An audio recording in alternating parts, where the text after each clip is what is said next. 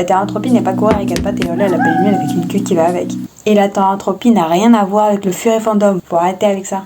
Les furies sont des personnes humaines, comme vous et moi, qui aiment se représenter en animal anthropomorphique. Un animal anthropomorphique, pour ceux qui savent pas, c'est un animal avec une silhouette humaine. Non, les furies ne pensent pas à des animaux et ils ne le veulent pas non plus. C'est juste du cosplay. D'ailleurs, abaisser tous les furies au sexe, c'est exactement comme dire que tous les animés, c'est des hentai. Si vous pensez ça, c'est juste parce que vous n'êtes pas allé chercher au bon endroit. Et j'ai pas envie de savoir où vous allez chercher.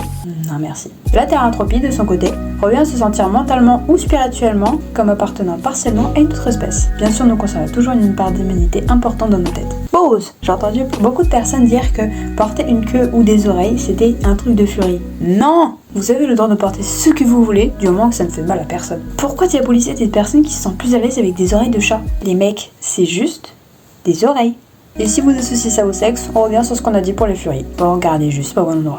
Laissons les gens faire ce qu'ils veulent, du moment que ça ne blesse personne, alors qu'on rend bien leur face. Aujourd'hui, il y a énormément de cas de suicide, d'automutilation et de frustration. Honnêtement, si porter une queue de renard leur fait du bien, ou qu'ils veulent tenter l'expérience, c'est positif dans tous les cas. J'ai déjà porté une fois ma queue en public récemment, et j'ai adoré. Je trouve ça bête qu'on se prive de faire des choses juste par peur du regard des autres. Acceptez-les tels qu'ils sont, et en retour, soyez qui vous êtes. Et faites ce que vous voulez faire. On est tous gagnants. En plus, en montrant l'exemple, vous allez donner envie à d'autres personnes d'être elles-mêmes et de s'assumer comme elles le veulent. Retour à la thérantropie. J'ai dit ce que n'était pas un terrien, mais j'ai survolé ce qu'il était. Un terrien est terrien depuis tout petit. On ne devient pas terrien, on le découvre et on ne quitte pas la thérantropie, ce n'est pas possible.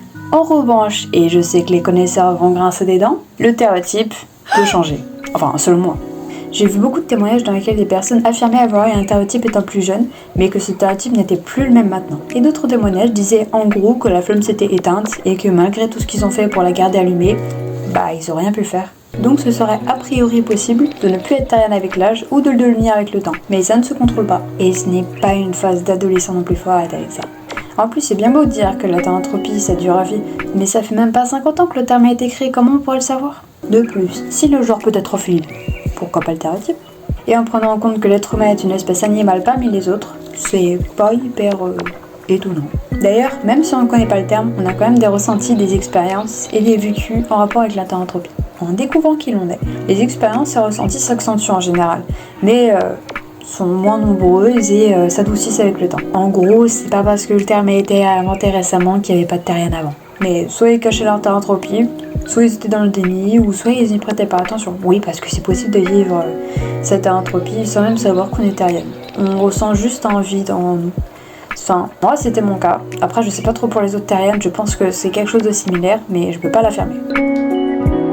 Les personnes aimant se déplacer à 4 pattes, comme on aime le dire, sont les quadrupédistes. Et en réalité, c'est un sport. No shit, Sherlock. Incroyable. Et comme tous les sports, ça se pratique pas n'importe où. Ils vont pas au lycée en se déplaçant en quadrupédie, tout comme tu n'y vas pas en faisant une partie de basket.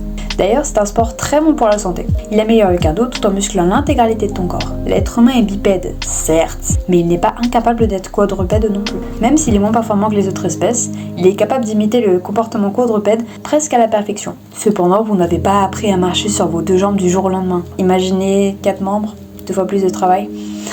La coordination est plus compliquée, oui, ça prend beaucoup plus de temps. Les sauts, ça peut prendre plusieurs années à bien se maîtriser. Et aussi, si on prend pas de précautions, on peut vraiment vite se casser quelque chose. Donc c'est important de bien se renseigner avant de commencer ce sport. C'est un sport qui est mal vu, comme si c'était rabaissant d'être bipède ou quadrupède. Mais vous savez quelle autre espèce est bipède et quadrupède? Les ours. Et vous savez quel exemple d'espèce est uniquement bipède? Les manchots. Pourquoi ils se déplacent pas sur leurs 2 jambes alors? Et pourquoi tu n'utilises pas la totalité du potentiel de ton corps pour te déplacer? Ce qui te construit un corps puissant, un cardio en enfer et surtout du fun. Oui, parce que contrairement à la musculation par exemple, on commence le quadrupique pour le fun. Et en second vient le corps musclé et les résultats. Alors qu'en musculation, c'est l'inverse. Les gens y vont pour se muscler, mais ils y trouvent pas de fun et du coup ils deviennent des abonnés fantômes, ce qui constitue beaucoup trop de personnes aux salles de sport, car elles ne trouvent aucun plaisir à pratiquer ce sport. C'est l'avantage du quadrupique. Petit tips, quand vous commencez un sport, trouvez une autre motivation que améliorer ses muscles ou son cardio. Faut que ça vous fasse plaisir, sinon vous n'allez jamais tenir et les progrès ne viendront jamais. Ah oui, aussi les personnes voulant appartenir à notre espèce et se sentant mal dans la peau de la leur ont ce qu'on appelle de la dysphorie de l'espèce. Les terriens n'ont pas forcément.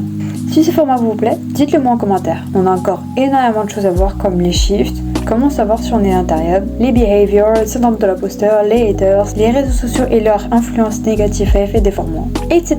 Aujourd'hui, on a posé les bases. Donc dans les prochaines vidéos, on pourra aborder des sujets plus précis et comprendre comment tout cela fonctionne sans se laisser prendre par les pièges à réseau. À bientôt!